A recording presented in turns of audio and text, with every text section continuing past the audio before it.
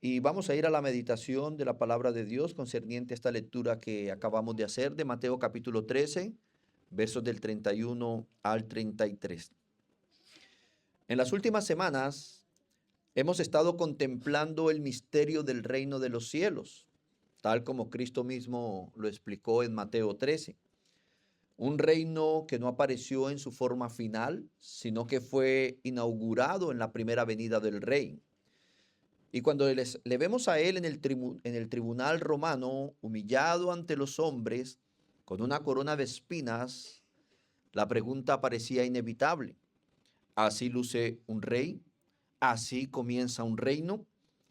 A los ojos del mundo, mis amados, aquello parecía una derrota, pero a los ojos de la fe era el inicio del reino que los profetas habían anunciado. Sin embargo, esa aparente derrota también confundió a muchos de los propios discípulos del rey. Después de la crucifixión, vemos que dos de ellos caminaban hacia Emaús con su corazón abatido. Habían visto morir a su maestro y todo parecía indicar que sus esperanzas habían terminado. Pero en el camino, el mismo Cristo resucitado les reprendió por su falta de entendimiento, recordándoles que las escrituras habían anunciado desde el principio, como dice Lucas capítulo 24, versos 26 y 27, que era necesario que el Cristo padeciera. Él les dice en forma de cuestión, no era necesario que el Cristo padeciera estas cosas y que entrara en su gloria. Y comenzando desde Moisés y siguiendo por todos los profetas, les declaraba en todas las escrituras lo que decían.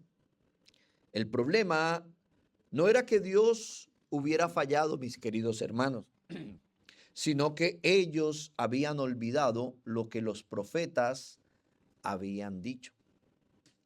Por ejemplo, Hebreos capítulo 10, versos 5 y 7, citando el Salmo 40, dice, por eso Cristo al entrar en el mundo dijo a Dios, no quieres sacrificios ni ofrendas, sino que me has dado un cuerpo. Mire, el salmista, como con ese espíritu de profecía, nos revela una relación entre Dios Hijo y Dios Padre en esta conversación. Dice, porque por eso Cristo al entrar en el mundo dijo a Dios, no quisiste sacrificio ni ofrendas, sino que me has dado un cuerpo. No te agradan los holocaustos ni las ofrendas para quitar el pecado. Entonces dije, aquí estoy, tal como está escrito de mí en el libro, para hacer tu voluntad. Mire, mis amados hermanos, toda la obra de Cristo, como hemos venido repitiendo constantemente, está en el plan eterno de Dios, decretado por Dios desde la eternidad y confirmado en las escrituras del Antiguo Testamento por la profecía de los hombres de Dios. Era lo que Cristo le decía a estos hombres. ¿No habéis leído las escrituras, lo que los profetas decían que era necesario que el Cristo padeciera estas cosas? Y también estos discípulos habían olvidado lo que el mismo Señor les había advertido repetidas veces mientras subían a Jerusalén. Por ejemplo, Marcos 10, versos 33 y 34. Él aquí les dijo, he aquí subimos a Jerusalén y el Hijo del Hombre será entregado a los principales sacerdotes y a los escribas y le condenarán a muerte y le entregarán a los gentiles y le escarnecerán, le azotarán y escupirán en él y le matarán, mas al tercer día resucitará. Pero aún así, hermanos, cuando llegó la cruz, el reino parecía desmoronarse a los ojos de los discípulos. Por eso Jesús enseñó las parábolas del reino, porque el reino vendría de una manera distinta a lo que los hombres esperaban. No aparecería de inmediato con una gloria visible. Hace 15 días, primeramente vimos que este reino es sembrado, ¿sí? Que es un reino que se manifiesta por medio de la siembra, donde la palabra del reino es proclamada y los corazones responden de maneras distintas.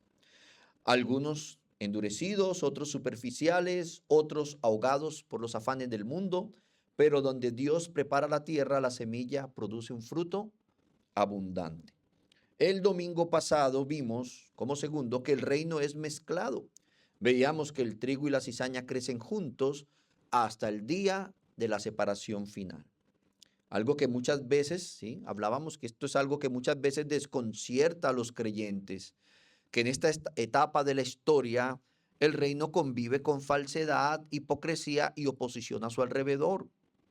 El campo del mundo y aún la iglesia visible no estará compuesto solo de trigo, sino que habrá una mezcla. Pero el rey no ha perdido su campo. La separación vendrá al final del siglo.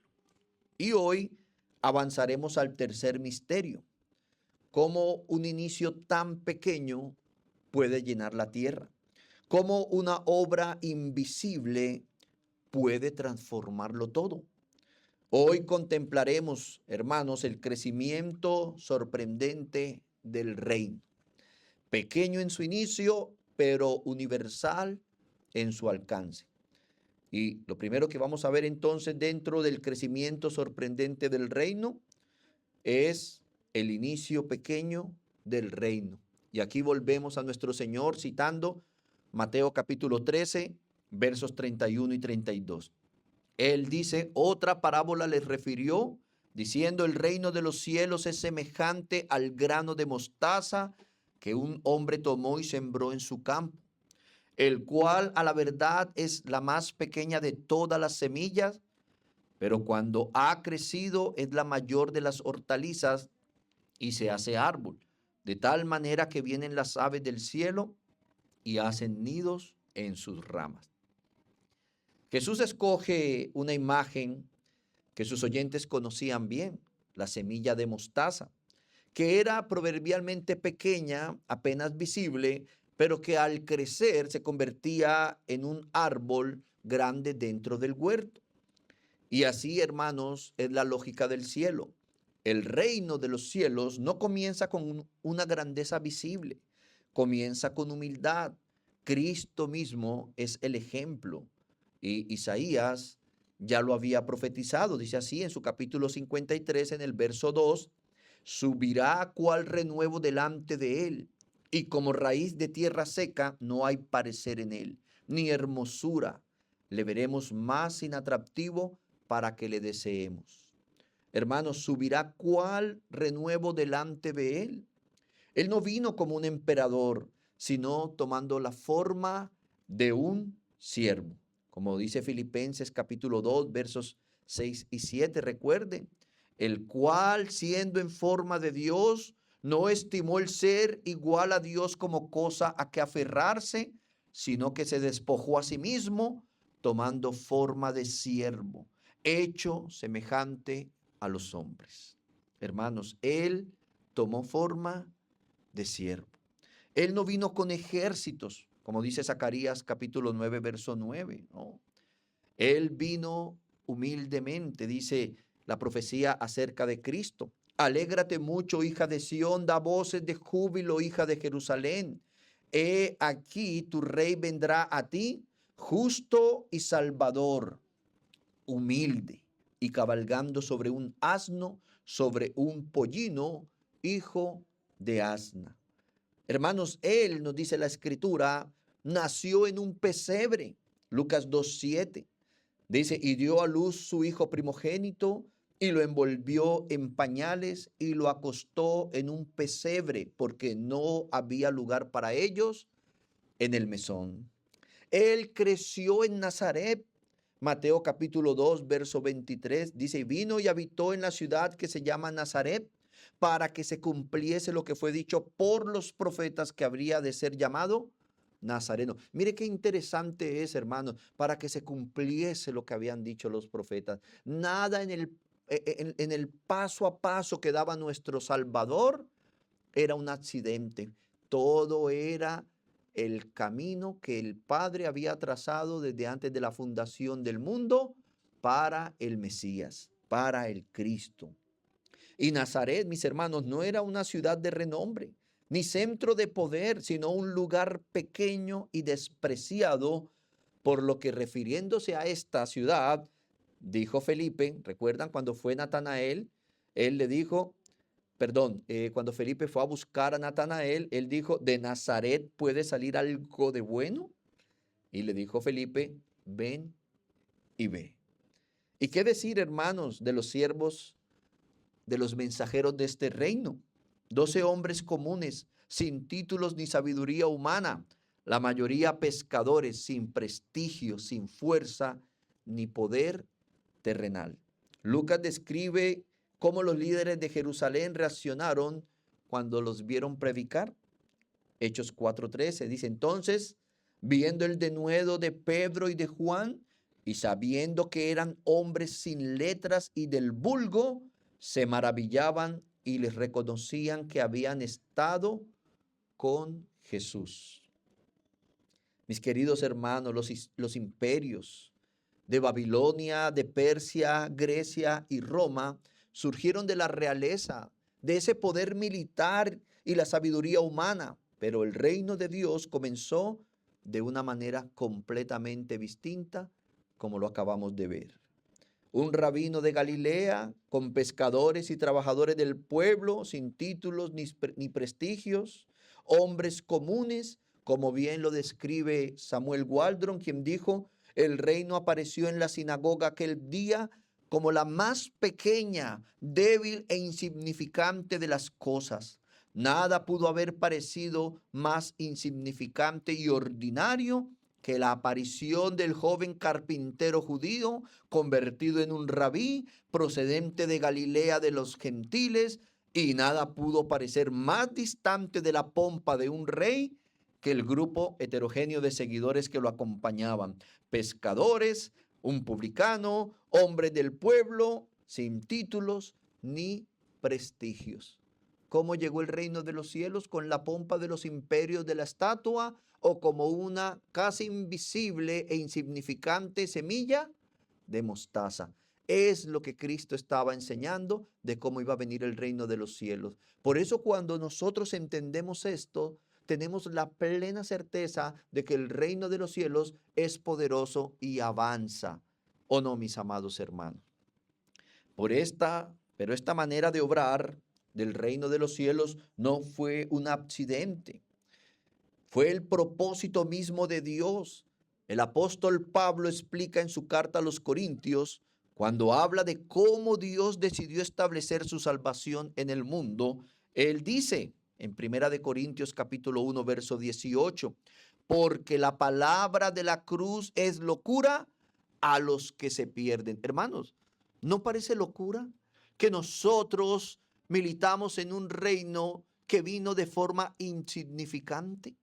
De forma que los demás se burlan, que en lugar de venir en un corcel digno de un príncipe guerrero, viene en un pollino hijo de animal de carga, ¿sí? Que el Señor haya venido y no haya elegido a los mejores príncipes como sus mensajeros, sino hombres comunes y corrientes del vulgo, como dice la Escritura.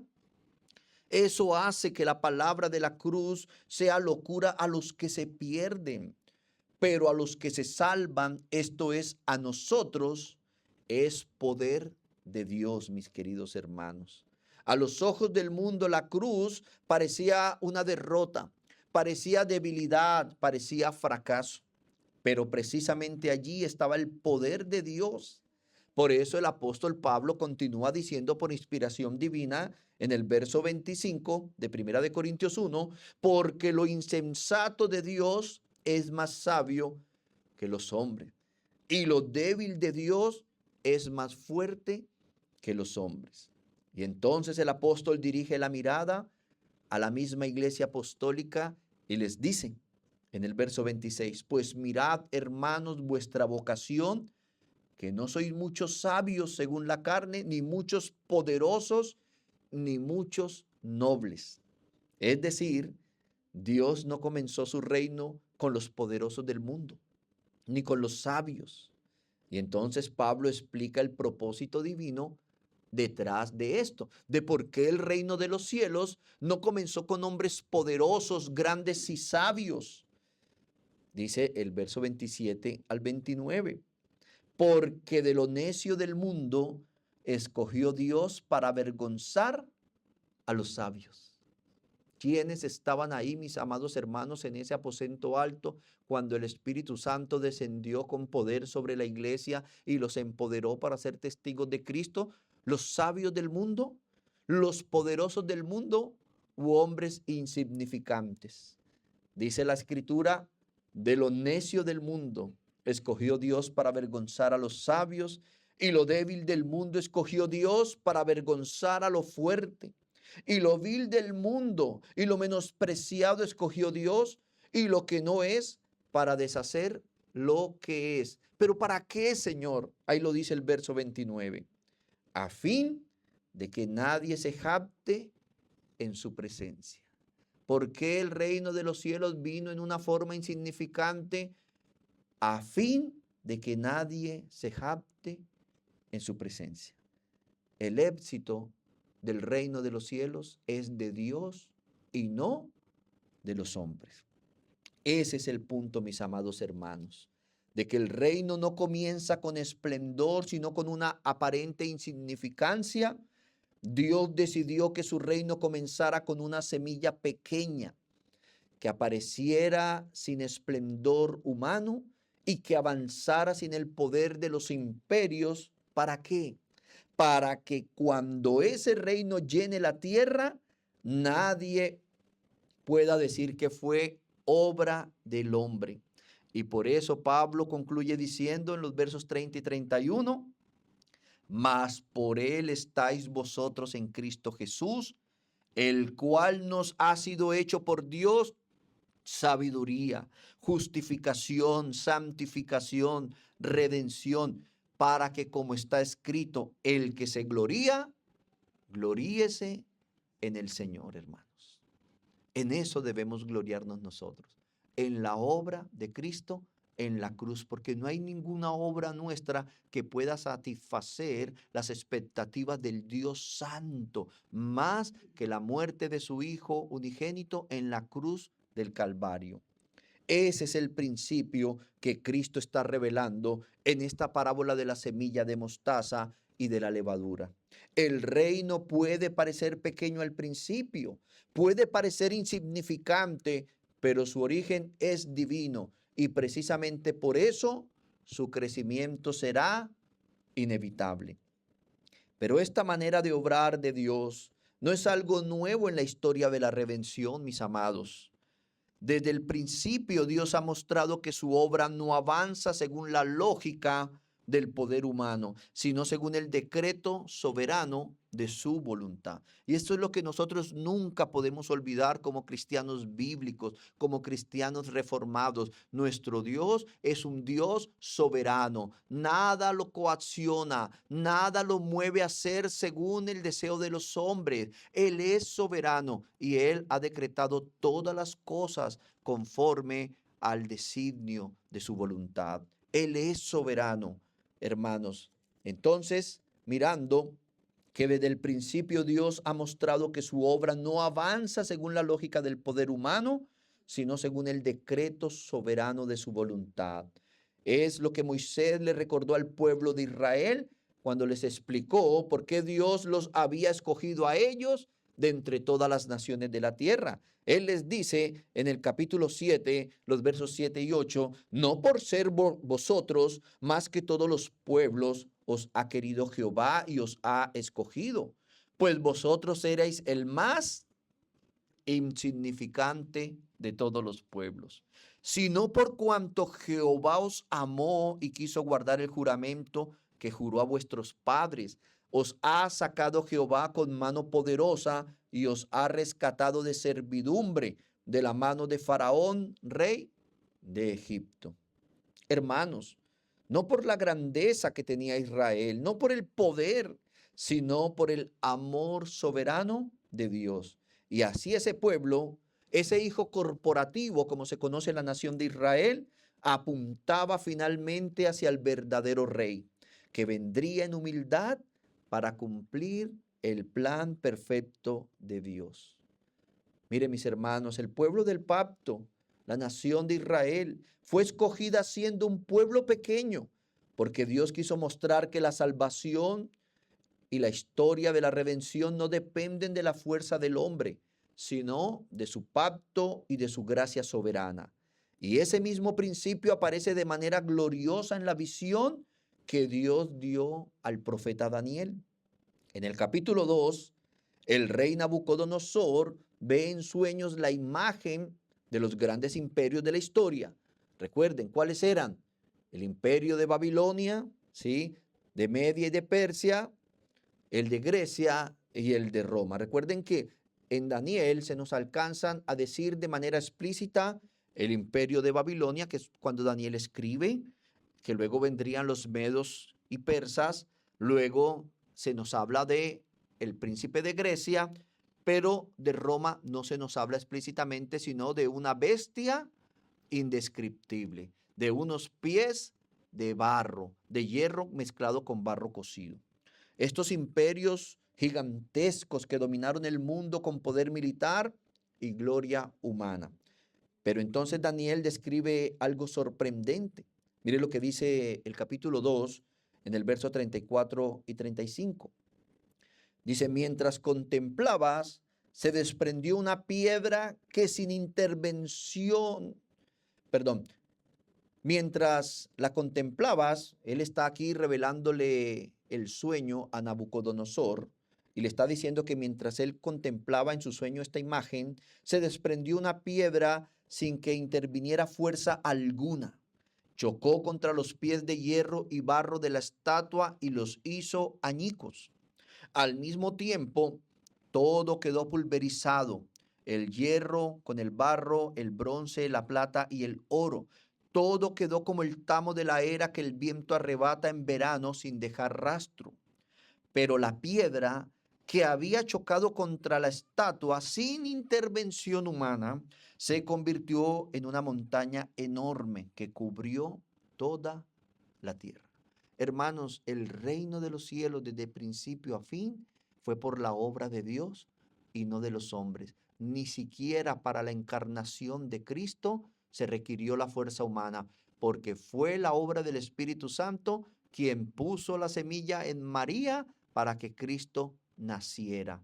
Ni siquiera el avance del reino requirió de la fuerza humana, porque como estamos viendo en esta parábola de la semilla de mostaza, es insignificante a los ojos de los hombres que desconocemos la forma de obrar del Dios Todopoderoso. El imperio del Hijo del Hombre sucederá al imperio representado en los pies de hierro mezclado con barro cocido, pero a diferencia de los reinos humanos, y como leíamos en 1 Corintios 1:29, recuérdenlo, a fin de que nadie se jacte en la presencia del Señor, fue representado como una piedra pequeña que sin intervención de manos humanas derriba los imperios del mundo. No es simplemente un imperio más el reino de los cielos. No es simplemente un imperio más en la sucesión de la historia, sino la instauración de la soberanía de nuestro Dios que desplaza la fragilidad del orgullo humano.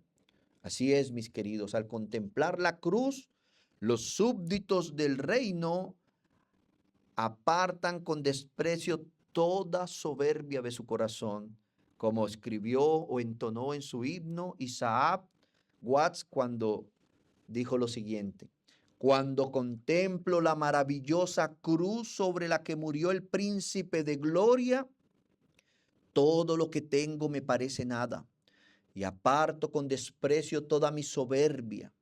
No permitas, Señor, que llegue a gloriarme, sino en la cruz de Cristo, mi Dios.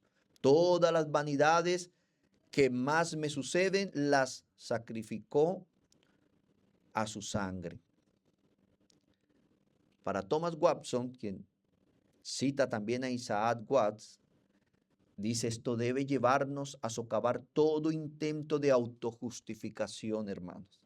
Es que, mis hermanos, mire lo que estamos viendo. Si el reino de los cielos no vino con la pompa y la grandeza de los imperios históricos, si el reino de los cielos vino con humildad, que el rey, siendo Dios, no escatimó ser de la misma esencia de Dios como algo que aferrarse, sino que se humilló a sí mismo.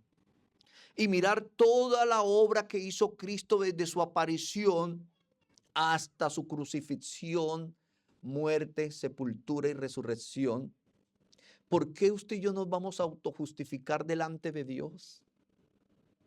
No hay nada en el Hijo de Adán que pueda mover la expectativa de un Dios santo más que ver a su Hijo unigénito amado, que compartía su misma gloria en el cielo, no estimar ser Dios mismo e ir a esa cruz siendo santo, santo, santo y morir para darnos vida a usted y a mí.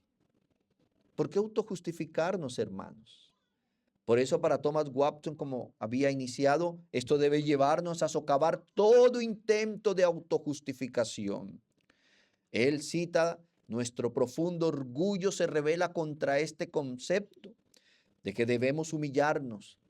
No parece inconcebible que no podamos ganarnos nuestra propia salvación, ni siquiera colaborar para obtenerla. Por ello, como lo expresó Pablo, tropezamos ante esta piedra de tropiezo que es la crucifixión, mis queridos. No solo los impíos, también nosotros, si llegamos a intentar autojustificarnos, pensar que puede haber una sinergia en que nosotros podemos aportar algo en nuestra salvación. Y sí se puede aportar algo, y ya lo aportamos, el pecado, para que Dios nos redima. Pero no hay algo, por eso nosotros venimos a Dios, no en nuestro propio nombre, sino en el nombre de Jesucristo, el Cristo, nuestro Señor, quien hizo toda la obra por nosotros. Él en la cruz dijo: Padre, consumado es. No tenemos que seguir haciendo obras para la salvación, no, sino que nosotros, como el Señor está en nosotros, produce frutos de buenas obras. Y esas obras vienen del Señor, dice la Biblia, fueron preparadas desde antes de la fundación del mundo, para que nosotros andemos en ellas. Cristo, la piedra angular, ha establecido un reino que no nace de la voluntad de los hombres, sino de Dios mismo. Esa pequeña piedra sin intervención humana que vino a ponerle un fin, no se distraigan porque me distraen, hermanos, que vino a ponerle un fin a esos imperios humanos, que él sucedería después del cuarto imperio como una semilla de mostaza. Este reino no nace de la voluntad de los hombres, sino de Dios mismo. Miremos, hermanos, que los mismos apóstoles entendieron que Cristo era esa piedra anunciada en las Escrituras. Dice Pedro en su primera epístola, capítulo 2, versos 7 y 8. Para vosotros, pues, los que creéis, Él es precioso. Pero para los que no creen, la piedra que los edificadores desecharon ha venido a ser la cabeza del ángulo, y piedra de tropiezo y roca que hace caer, porque tropiezan en la palabra, siendo desobedientes, a lo cual fueron también destinados. Y Primera de Corintios capítulo 1, verso 23 cita: pero nosotros predicamos a Cristo crucificado, para los judíos ciertamente tropezadero, y para los gentiles locura. Hermanos, el mundo no puede entender, inclusive el evangelicalismo tradicional. Qué triste es que personas tan llenas de pecado, de materialismo, de vanidad, llegan a una iglesia y lo primero que dicen estos irresponsables, supuestos ministros del evangelio es: oh, el Señor está mostrando delante de mí el futuro empresario de la ciudad, el futuro alcalde, el futuro gobernador. Hermano, yo veo en usted empresas, dólares fluyendo. Estas son las payasadas que se hacen hoy en las iglesias. Pero hermanos, ¿ese es el reino de los cielos que la Biblia presenta? No.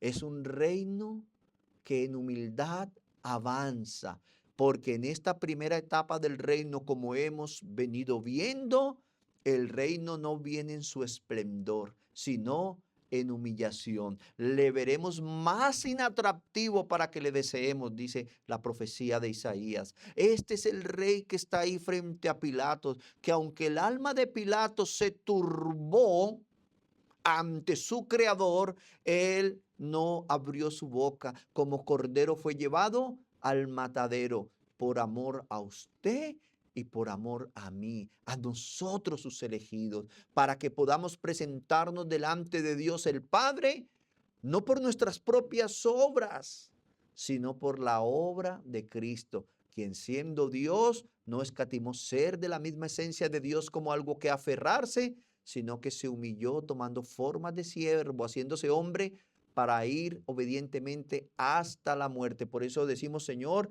venimos no en nuestro nombre, sino en el nombre de Jesús, nuestro Señor y nuestro Salvador.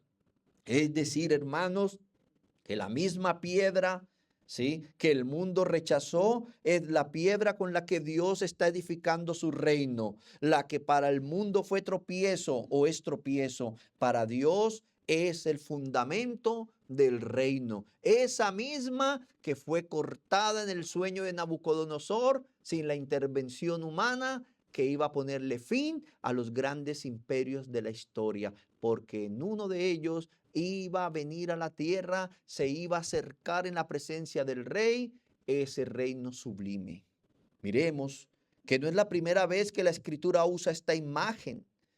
En el desierto, cuando el pueblo tuvo sed, Dios hizo brotar agua de la roca. Y el apóstol Pablo luego nos dice que aquella roca apuntaba a Cristo mismo. Cuando se describe en 1 Corintios capítulo 10, verso 4, dice, y todos bebieron la misma bebida espiritual, porque bebieron de la roca espiritual que los seguía, y la roca era Cristo, mis amados hermanos. ¿Sí ve qué hermoso es que toda la escritura nos reflejan a Cristo, hermanos? Como decía Charles Spurgeon, así como en Inglaterra cada ciudad tiene una carretera que lo lleva a Londres, cada capítulo de la Biblia nos conduce a Jesucristo. Él es la roca. Él es el huerto en el inicio. Él es la sabiduría de Dios que hizo toda la creación. Todas las cosas fueron hechas por Él y para Él. Todo está impregnado de nuestro Señor Jesucristo. Por eso toda la gloria debe ser para Él, mis amados hermanos. Pero ¿por qué ir a una religión que glorifica al hombre? Que quiere volvernos narcisistas, que quiere volvernos el centro de todo. Esa no es la iglesia de Jesucristo. La iglesia de Jesucristo debe encontrar su propósito divino en la misma escritura que revelan a Dios. Entonces, mis amados, Cristo es la piedra angular, esa fuente de agua viva. Él ha establecido un reino que no nace de la voluntad de los hombres, sino de Dios mismo, y que aunque hoy avanza de manera aparentemente pequeña e invisible, terminará llenando toda la tierra. Entonces, habiendo entendido ese inicio pequeño del reino, veamos ese crecimiento imparable del reino, que aunque hoy avanza de manera aparentemente pequeña, casi que invisible, como la semilla más pequeña en ese contexto cultural, ¿sí?, y agricultor o agrario de la Palestina, era la semilla más pequeña del huerto, que crecía como la hortaliza más grande del huerto, no del mundo, ¿sí?, porque hay árboles más grandes.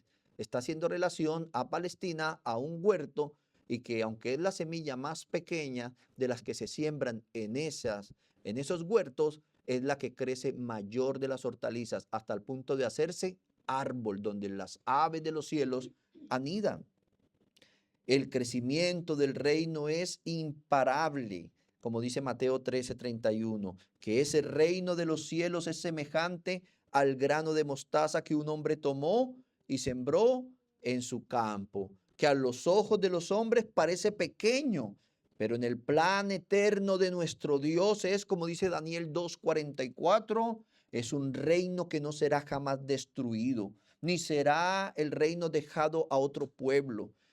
sino que será un reino que desmenuzará y consumirá a todos estos reinos, pero Él permanecerá para siempre. Mire, hermanos, ¿cuántos han intentado destruir el cristianismo? Yo les invito a que puedan leer la historia del cristianismo. Hay un libro muy interesante de Justo L. González. Mire cómo el cristianismo lo han intentado destruir, cómo han intentado destruir el pueblo pactual de Dios en el Antiguo Testamento, cómo luego en la iglesia. Pero aquí estamos nosotros en un recinto glorificando al Dios Todopoderoso, porque su reino que avanza como una insignificante semilla de mostaza en sus inicios y avanza como la levadura de manera invisible, dice la Escritura, permanecerá para siempre.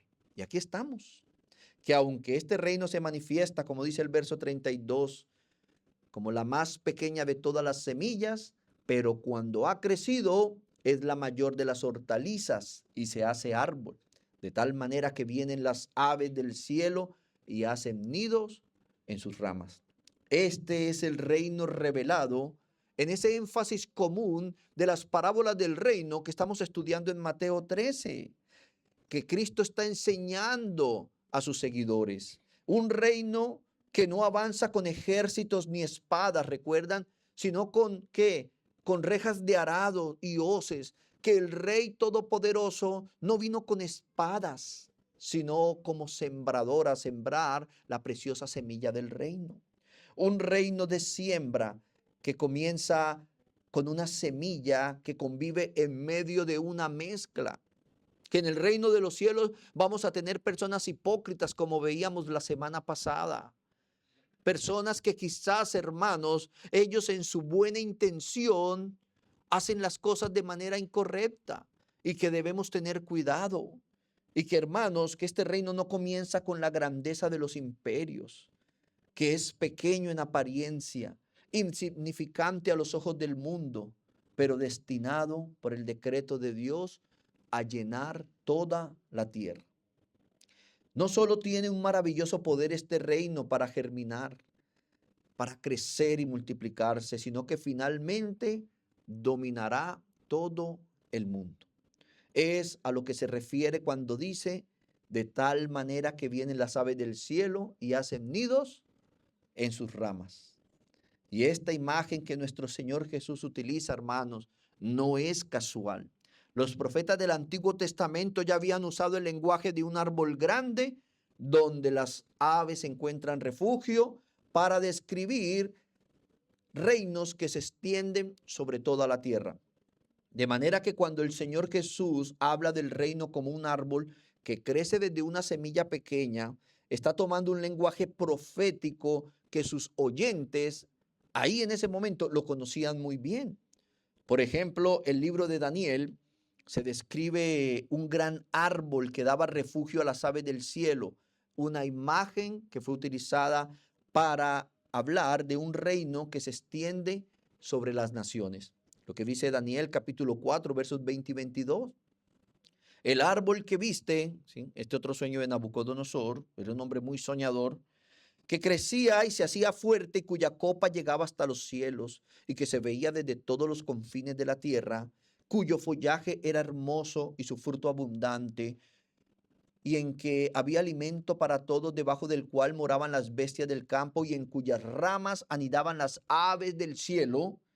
Tú mismo eres, oh rey, que creciste y te hiciste fuerte, pues creció tu grandeza y ha llegado hasta el cielo y tu dominio hasta los confines de la tierra. Mire la grandeza de este imperio de Babilonia y cómo se representaba de manera figurada como un árbol, que una de sus características era que venían las aves del cielo y hacían morada en él. En el lenguaje profético de Daniel, hermano, las aves que anidan el árbol representan a las naciones que encuentran refugio debajo de ese reino. Samuel Waldron dijo lo siguiente: las aves del cielo son las naciones del mundo que hallan reposo bajo la autoridad del reino universal del Mesías. Pero los profetas también anunciaron que Dios mismo levantaría un reino distinto a los imperios humanos. Mire lo que dice Ezequiel capítulo 17, versos 22 y 24. Así ha dicho Jehová el Señor. Tomaré yo del cogollo de aquel alto cedro y lo plantaré del principal de sus renuevos, cortaré un tallo y lo plantaré sobre el monte alto y sublime. En el monte alto de Israel lo plantaré y alzará ramas y dará fruto. Y se hará magnífico cedro y habitarán debajo de él todas las aves de toda especie. A la sombra de sus ramas habitarán. Y sabrán todos los árboles del campo que yo Jehová abatí el árbol sublime, levanté el árbol bajo e hice secar el árbol verde e hice reverdecer el árbol seco. Yo Jehová lo he dicho y lo haré. Es decir, hermanos, que Dios prometió plantar su propio árbol, un reino que crecería hasta dar refugio a las naciones como aves que vuelan buscando refugio en las ramas de un árbol grande. Y cuando Jesús dice, el grano de mostaza se hace árbol y vienen las aves del cielo y hacen nidos en sus ramas, nos está mostrando que ese reino prometido por los profetas ha comenzado ya con su venida, con su presencia en ese mismo momento, esparciendo la semilla del reino en los corazones. Dice Isaías 11:9. No harán mal ni dañarán en todo mi santo monte, porque la tierra será llena del conocimiento de Jehová como las aguas cubren el mar. El reino de los cielos, mis amados hermanos, dentro del cual usted y yo, si hemos creído en Dios de corazón y el Espíritu Santo ha venido a nosotros y nos ha unido en el cuerpo de Cristo, es un reino que llenará toda la tierra. Y busquen por internet, no hay país donde no haya un súbdito del reino. No hay un país donde se haya predicado el evangelio, aún en medio de la hostilidad de los países que se levantan hostilmente contra la semilla del reino, que es la palabra del evangelio. Pero él avanza hasta que llegará el momento y él se presentará y todo ojo lo verá. Los muertos resucitarán, los que han hecho lo malo al juicio y los que han hecho lo bueno a la gloria de Dios. Hermanos, muy pronto, en el tiempo fijado por el Padre, este reino se manifestará. Y ese, hermanos, es el crecimiento imparable del reino, que Jesús anunció en la parábola. No quedó solo como una promesa futura este crecimiento imparable del reino. La historia misma del Evangelio nos muestra que esa semilla comenzó a crecer. Después de la resurrección, el Señor envió a sus discípulos con una promesa y una misión. ¿Lo recuerdan en Hechos 1, 4, 9? Leamos, lo dice así. Y estando juntos, les mandó que no se fueran de Jerusalén, sino que esperasen la promesa del Padre, la cual les dijo, oísteis de mí. Porque Juan ciertamente bautizó con agua, mas vosotros seréis bautizados con el Espíritu Santo dentro de no muchos días. Las dudas sobre el reino consumado, mis queridos hermanos, que ellos presentan, miremoslas aquí. Dice, entonces, los que se habían reunido, ellos estaban ahí después de la resurrección de Cristo y Él les dice que no se vayan de Jerusalén hasta que sean investidos del poder del Espíritu Santo. Y ellos presentan las dudas sobre el reino consumado. Entonces los que se habían reunido le preguntaron diciendo, Señor, ¿restaurarás el reino a Israel en este tiempo? Es interesante cómo lo dice otra versión. Dice, Señor, ¿vas a restablecer en este momento el reino de Israel? ¿Qué estaban pensando ellos, hermanos?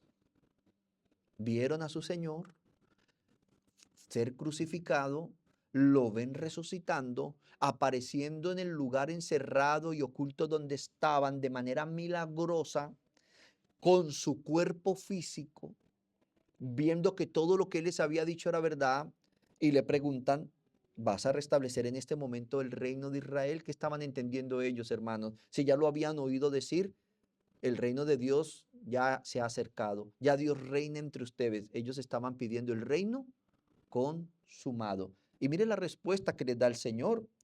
Verso 7, el Padre ha fijado ese tiempo, les contestó, y a ustedes no les corresponde saberlo.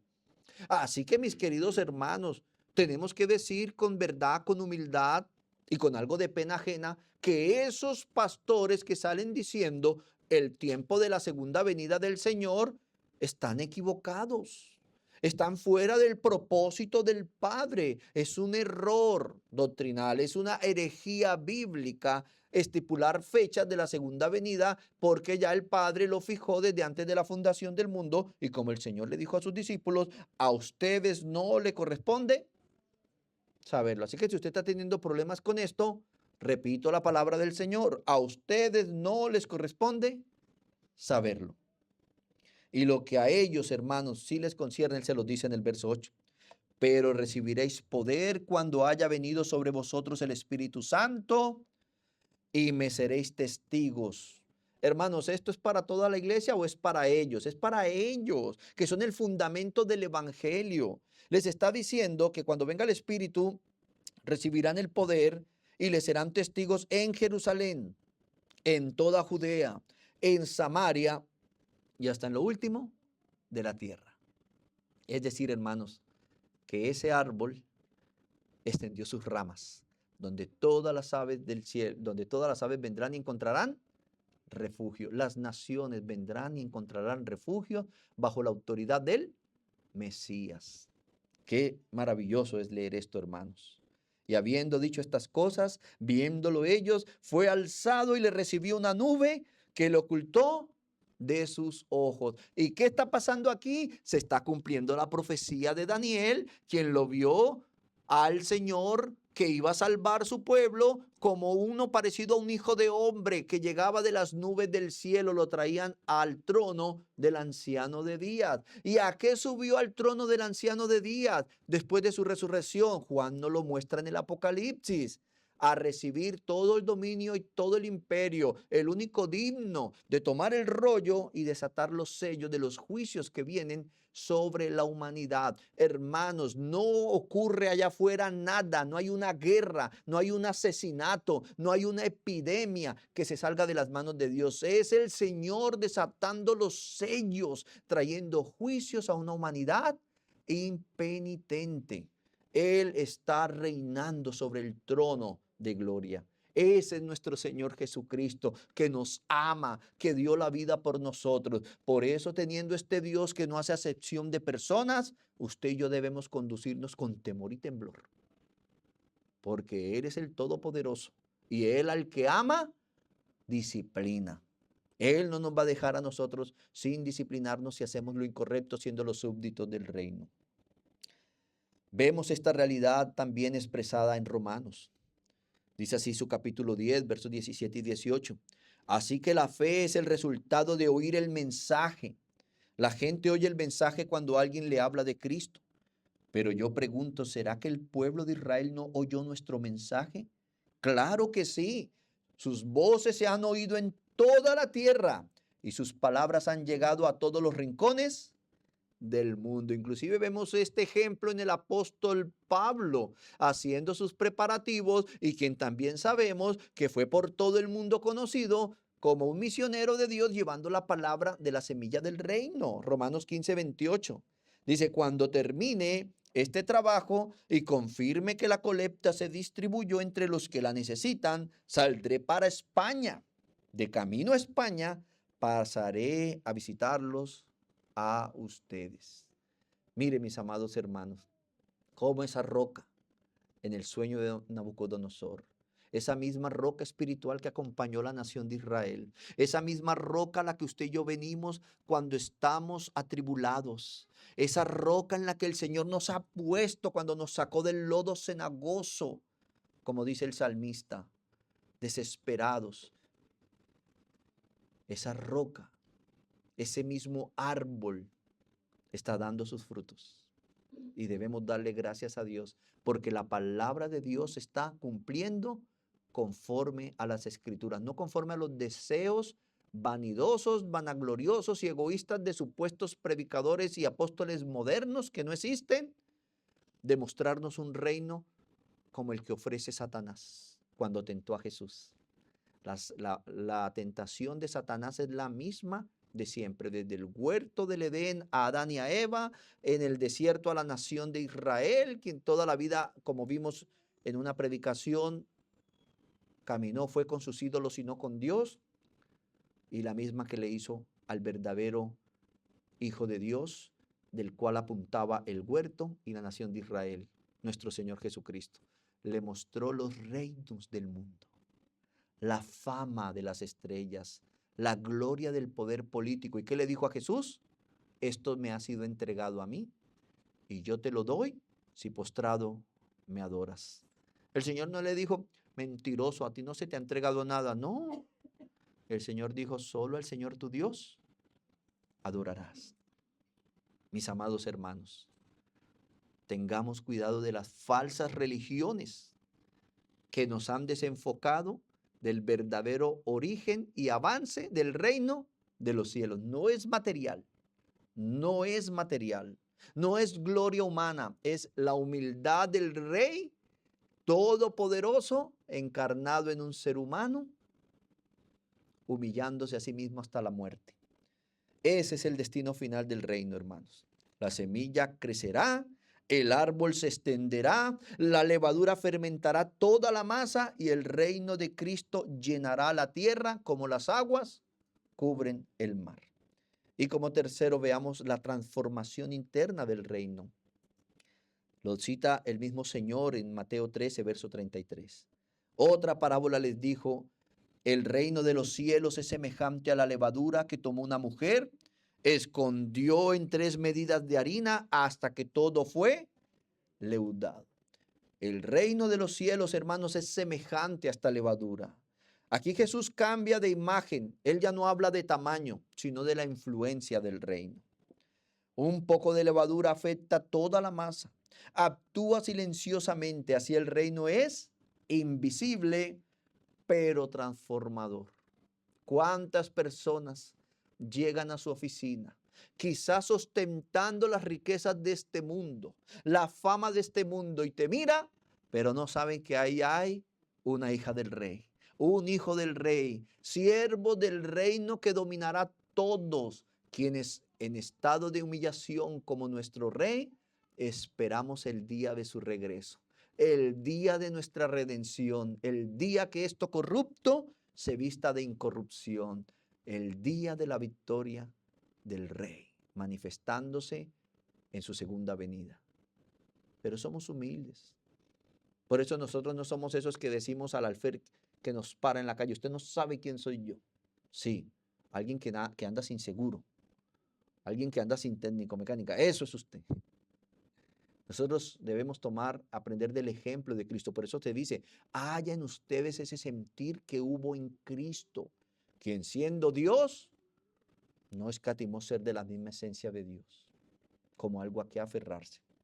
Pero mis amados hermanos, así como la levadura, así como un poco de levadura leuda toda la masa sin que se vea, ¿sí? ¿Cuántas veces?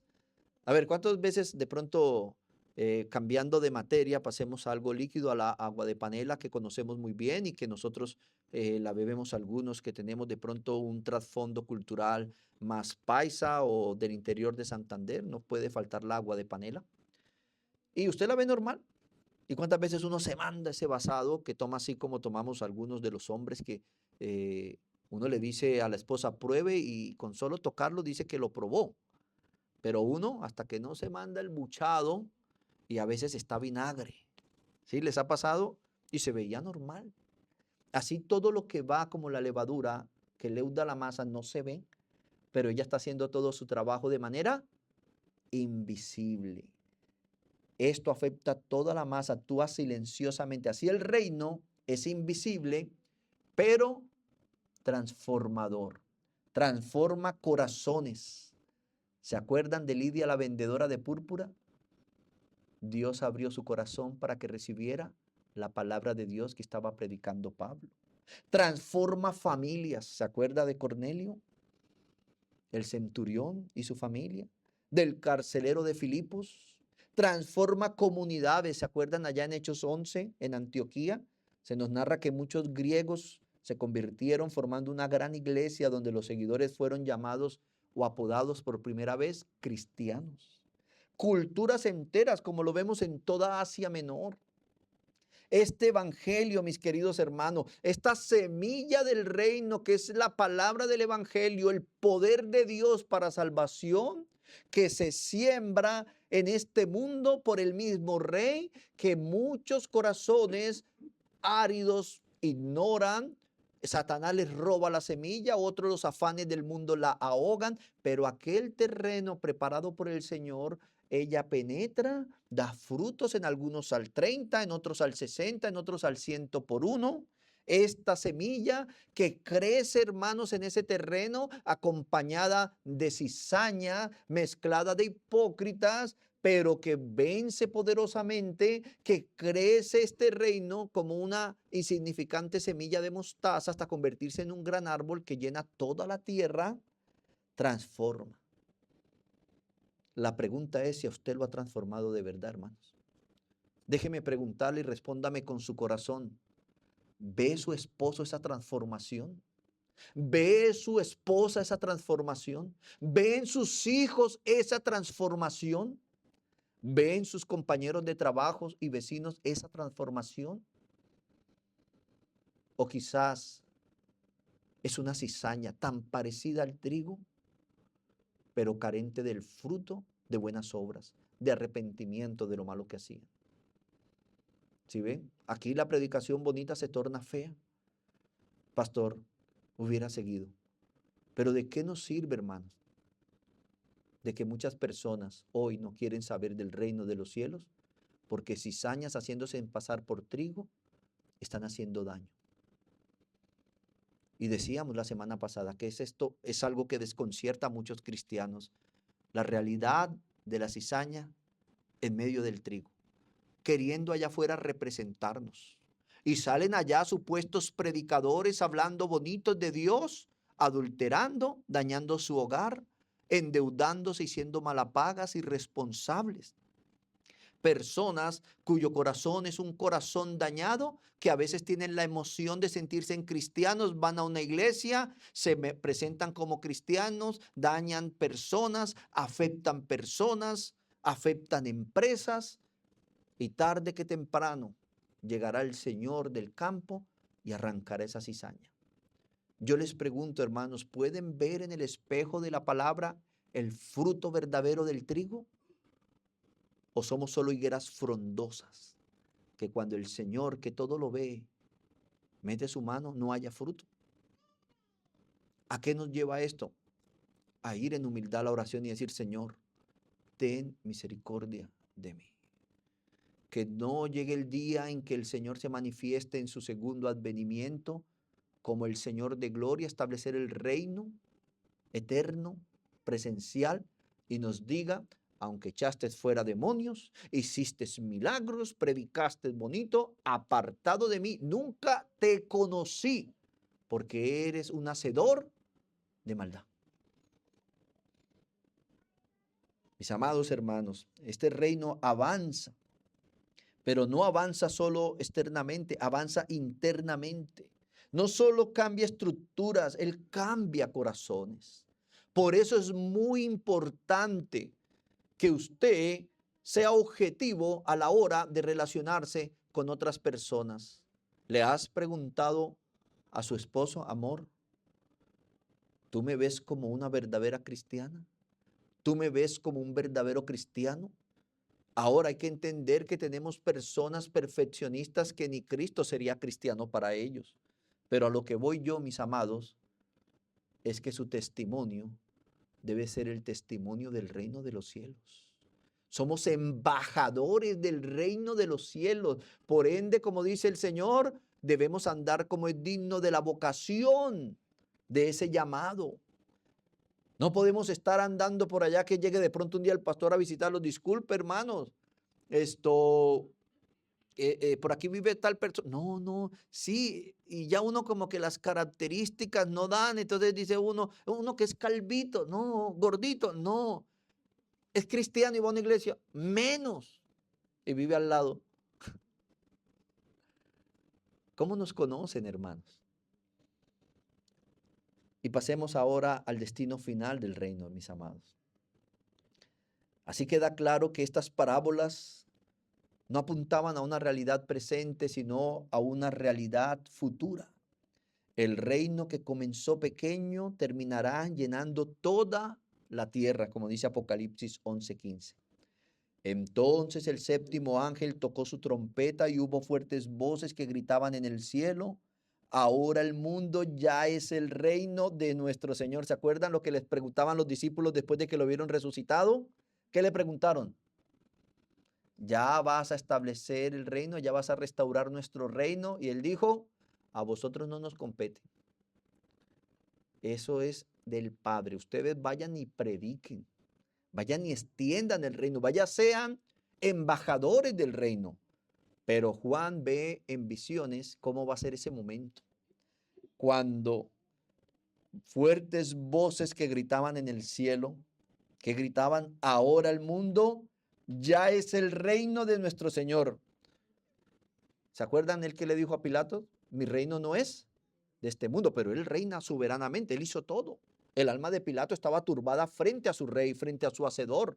¿Se acuerdan? El Señor dijo en Ezequiel: las almas son mías y de mi Padre, y el alma que pecare, ese alma morirá.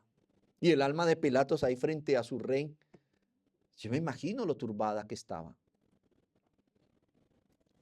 Llegará el momento, ahora el mundo ya es el reino de nuestro Señor y de su Cristo, y Él reinará por siempre y para siempre, hermanos. Donde los reinos del mundo no tendrán cabida, escaparán, se asustarán, dicen, le dirán a las cuevas: caigan sobre nosotros, aunque esto es una realidad que vivieron los judíos cuando vino el juicio de Dios sobre ellos, pero no dudo en que será similar a los poderosos del mundo en la segunda venida de Cristo. Los reinos del mundo han venido a ser de nuestro Señor, en el tiempo que el Padre ha fijado según su sola potestad. Pero mis amados hermanos, antes de cerrar esta enseñanza de esta mañana, Jesús nos confronta con una pregunta personal. ¿Por qué este reino tiene un rey y cada hombre debe decidir a qué rey seguirá? Cristo mismo dijo, Lucas 9:58, las zorras tienen guaridas y las aves del cielo nidos, mas el Hijo del Hombre no tiene dónde recostar su cabeza. Ese Hijo del Hombre los está llevando a Daniel, ¿recuerdan? Esa piedra pequeña, el monte del Señor, las aguas que lo llenarán todo, no tiene dónde recostar la cabeza. Mire, hermanos, ¿cómo recibía Cristo a los discípulos que llegaban a ser parte de su reino? Empresario, famoso del reggaetón, de la música cristiana. No veía esas cosas. Él no vino a dar esas cosas, hermanos. Él le fue muy sincero. Las aves de los cielos tienen nidos, mas el Hijo del Hombre no tiene dónde recostar su cabeza. ¿Qué hace usted, mi hermano? Si el jefe de la empresa lo lleva y le dice: vamos, lo voy a invitar a comprar una caña de pescar para que pesquemos, yo se la regalo. Y el jefe llega y coge una de mitad de precio. Y usted va y coge la de 3 veces ese precio. Eso manda un mensaje, ¿no? Normalmente cuando hemos sido educados, pedimos lo que pide la persona, ¿verdad? Él no tuvo dónde recostar la cabeza en este mundo. ¿Qué rey vas a seguir? Porque este reino tiene un rey y cada hombre debe decidir a quién seguirá. El rey de este reino no vino con palacios, no vino con ejércitos, no vino con una gloria terrenal, vino en humildad, vino para servir, vino para morir en una cruz. Esa fue la trampa, hermanos, de la iglesia imperial. ¿Se acuerdan? Estos discípulos de Cristo, cuando Cristo resucita y asciende al cielo, viene la misma persecución, como les dijo Cristo: si a mí, que soy el padre de familia, hicieron esto, ¿cuánto más les harán a ustedes? Y empezó la persecución judía contra los cristianos, luego la persecución de Roma, y ellos huían. Dice, la historia, hermanos, no registra la cantidad de cristianos muertos a causa de la persecución por causa del nombre de Cristo. Pero luego viene un emperador romano, Constantino, quien cree recibir un mandato del Señor y adopta el cristianismo como la religión oficial del Imperio Romano y empieza a tomar cristianos, discípulos de Cristo, pastores, quienes sus reuniones, hermanos, nosotros debemos darle gracias a Dios. ¿Sabe cómo se reunían los cristianos de esa época?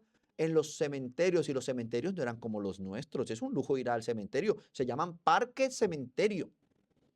Los que no tienen recursos llevan la novia ya en la primera cita a un parque. Y bajan mangos y todo. Pero hermanos, ellos se reunían en las catatumbas, que eran los lugares subterráneos donde en pequeñas bóvedas ponían los muertos. Ahí estaba el pastor, quizás igual que yo. Yo heredé fue la carraspera que Dios. Pero luego este emperador, como tenía el poder y la riqueza, ¿sabe qué hizo? Los sacó de allá y les hizo tremendo palacio para vivir y tremenda catedral para predicar. Una ostentación, un lujo para el que no estaban hechos. ¿Y saben qué se convirtió esto? En que los señores feudales y los adinerados de la época tenían hijos, de esos que a veces son buenos para todos y a veces no hacen nada, empezaron a querer comprar esos puestos de obispos, de pastores, para esos hijos. Y se fue llenando la iglesia de Cristo de ministros buenos para nada, impíos y mundanos, sirviendo como siervos de Dios. Nada lejos a lo que pasa hoy en día, hermanos. Ministros heredando iglesias sin cristianismo ni conversión interna, llevando el pueblo de Dios en lugar de la tierra prometida que se ha de manifestar a Egipto, a los deseos de la carne, al materialismo, a los deseos de los ojos, predicando la misma mentira del diablo, ofreciendo los reinos de la tierra, la fama de las estrellas, el poder, y tienen la gente engañada. Eso no es la iglesia de Cristo. Nuestro Señor, mis amados hermanos, no vino con palacios, no vino con ejércitos, no vino con gloria terrenal, vino en humildad, vino para servir, vino para morir en una cruz. Por eso Él le dijo a los discípulos: el que quiera venir en pos de mí, vaya, tome la medida de su cruz y sígame. Escoja su cruz y sígame. Vaya, pague su seguro funerario, escoja las medidas del cajón y sígame, si fuera en estos tiempos. Por eso la pregunta final del Evangelio no es simplemente si creemos si creemos que el reino crecerá. La pregunta es: ¿a quién reconocerás como tu rey? ¿Seguirás a los reyes de este mundo que prometen poder pero terminan en el polvo? Hoy, lamentablemente, hermanos, los gobernantes se adueñan del mundo. Y no solo eso, promueven una agenda contraria a Dios y a su palabra. ¿O te rendirás al Rey verdadero, que comenzó como una semilla pequeña, pero que un día gobernará sobre toda la tierra? Porque el Rey que fue coronado con espinas, mis amados hermanos, un día vendrá coronado de la gloria del Padre. Y a Él no lo podemos engañar, Él nos mirará. Y sus ojos revelarán que nada podemos esconder. Engañamos a nuestra esposa, al esposo, a los hijos, a los padres, a la iglesia, pero a Él no lo podemos engañar. Y Él dirá: apartado de mí, hacedor de maldad. Nunca te conocí como mío, no eres de los míos. Pero hermanos, bienaventurados son aquellos que hoy se someten a su reino, porque el reino que hoy parece pequeño llenará toda la tierra con la gloria de Dios. Amén. Oremos.